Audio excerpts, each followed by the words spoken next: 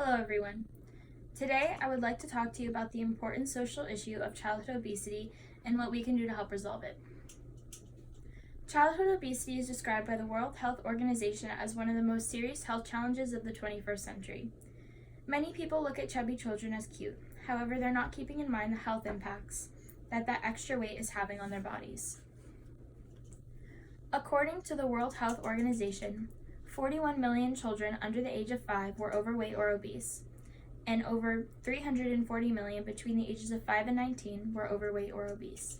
Those numbers are very concerning. Children that are overweight and obese at a young age have a higher probability of being overweight and obese as adults. This can lead to shorter life expectancies and poor quality of life. So what leads to childhood obesity? Many factors come into play. Things like culture and socio-economical backgrounds are important facts that need to be looked at. In the US, we are expected to work constantly, so we're not always able to cook healthy meals at home. So what do? We go through the convenient drive-thru and get fast food. Parents are always on the go and need something quick to feed their kids, who are going from school to practice to home. If we look at women's roles in the 1950s and 1960s, her roles were almost 100% of the time was to be a housewife, and that afforded her the time to make healthy meals for her family. Today, women are out in the workforce, which has limited the time that she has. It is not only food that is contributed factors to childhood obesity. We also need to look at the physical activity. Today, children are constantly behind a screen such as computer or phone screen. They play games online and are not mobile. Again, when we look at children in the 1950s and 1960s, children were outside playing tag or running around. So how can we help with this? We can implement the Back to School Health Plan, the new school essentials. This is a campaign that is designed and geared towards school systems with the U.S. to adopt health initiatives by providing healthier food options and implementing more physical activities.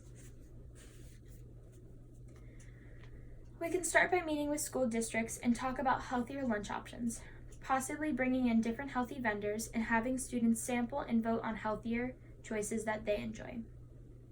In health and wellness classrooms, especially in high school, we can also use some vital aids as far as posters and banners that have healthy food choices on them.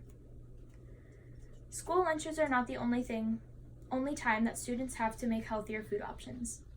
In high school especially, there are vending machines placed all over the campus. We need to meet with vending machine companies and administrators and talk about bringing in healthier vending options. Things as simple as switching regular chips to baked chips, sugary sodas for natural flavored water, and also bringing in items like carrots and granola bars.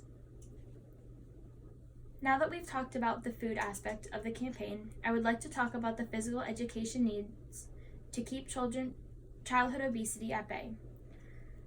Children today are still. They are locked on a screen at home and in school. More physical education and recess time is needed for school-age students. This should be implemented through school curriculum. We should meet with school administrators to come up with ideas and programs that can foster more physical activity. I hope that you've enjoyed my presentation and have learned a bit about my campaign to help educate people on childhood obesity and what we can do to help this rising epidemic.